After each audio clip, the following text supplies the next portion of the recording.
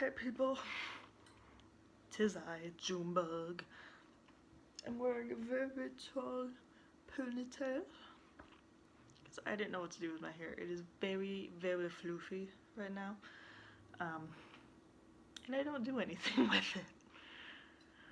Some people could be like, oh, why didn't you just smooth it? No, I don't wanna. This will probably get cut out. Sorry about the bad angle and the big close-up of my forehead. Here, what if I scooch?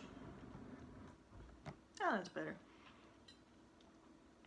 Uh, with our decorations on the table, it is taking up the spot.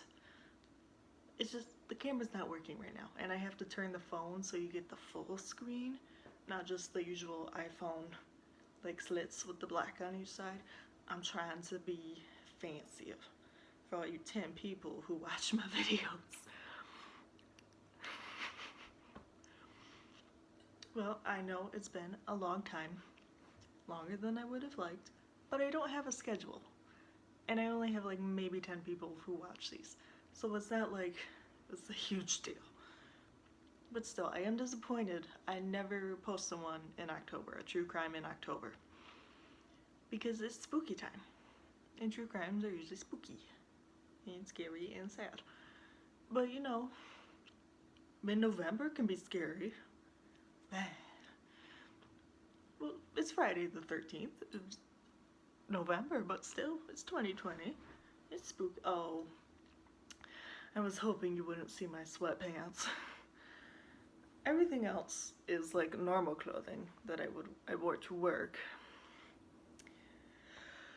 But I put sweatpants on when I got home and I don't feel like changing out of them. Anyway, he sees my hot chocolate in my mug. He says hello. And we'll get started on today's case.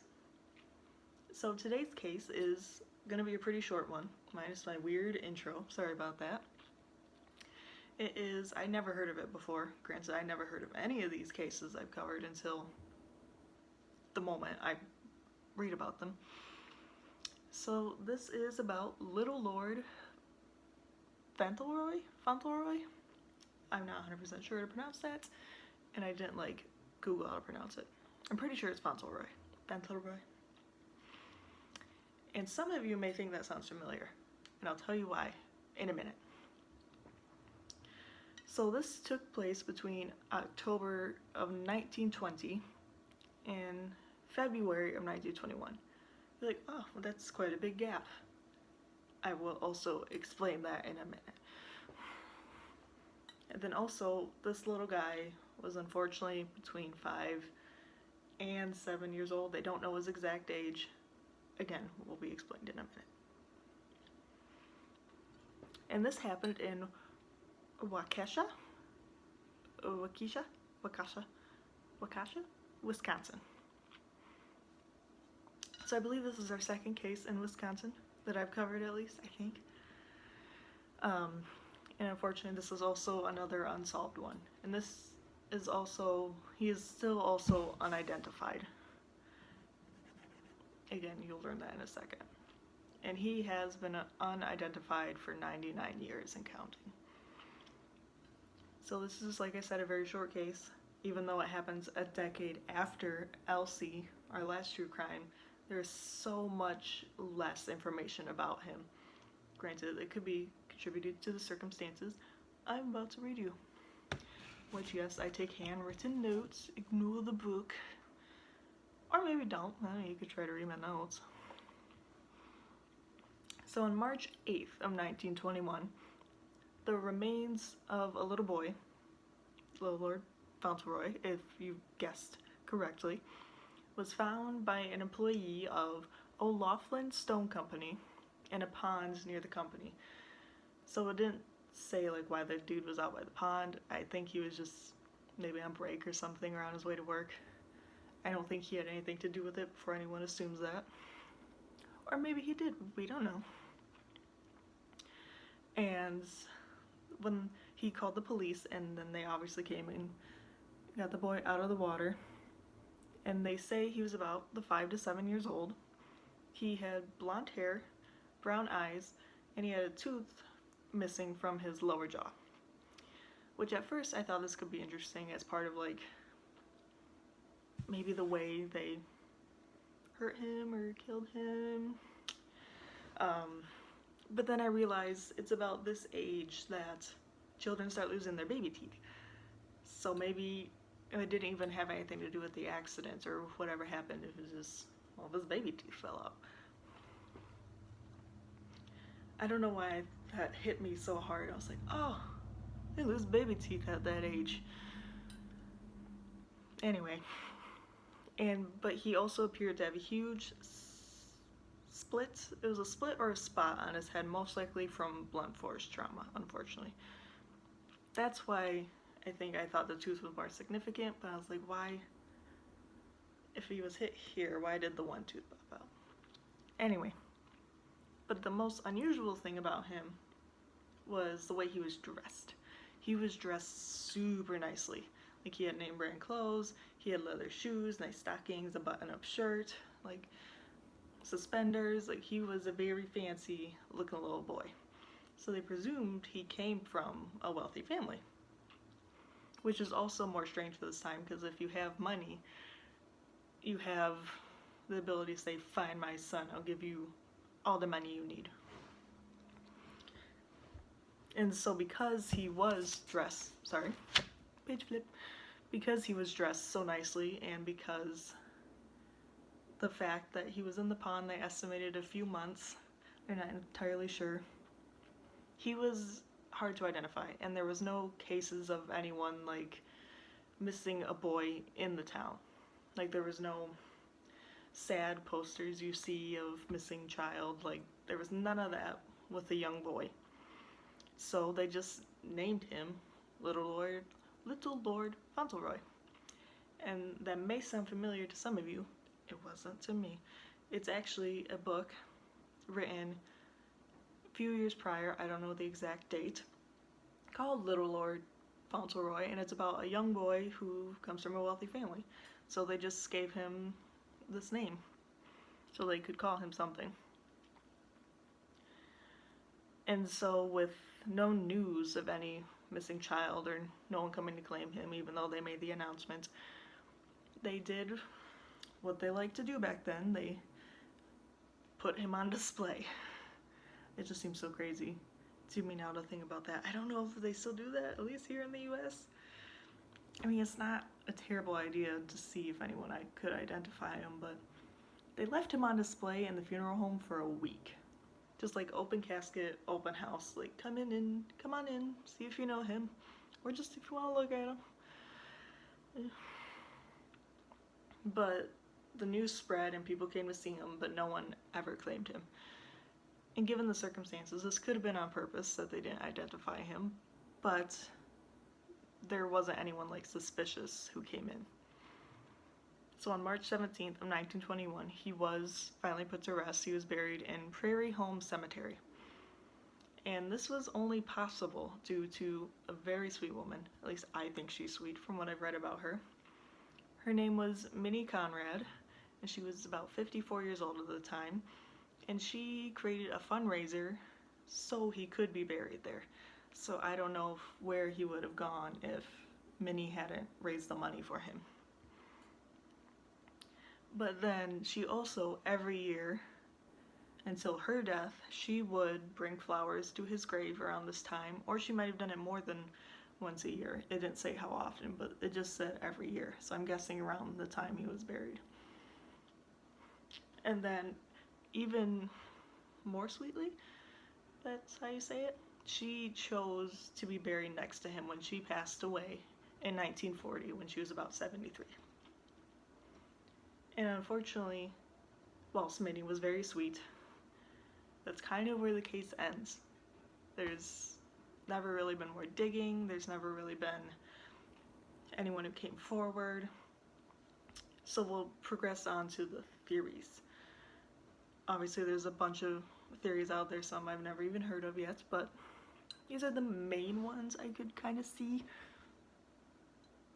So you can see.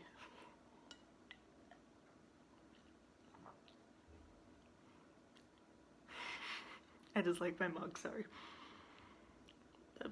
The first theory is based of how much Minnie wanted to help him, how she did the fundraiser for him, brought him flowers every year, chose to be buried next to him. Granted, I never learned Minnie's marital status, about any of her children. People thought Minnie was possibly related to him or knew who he was related to, and she felt guilty in a sense. There was nothing ever that showed that.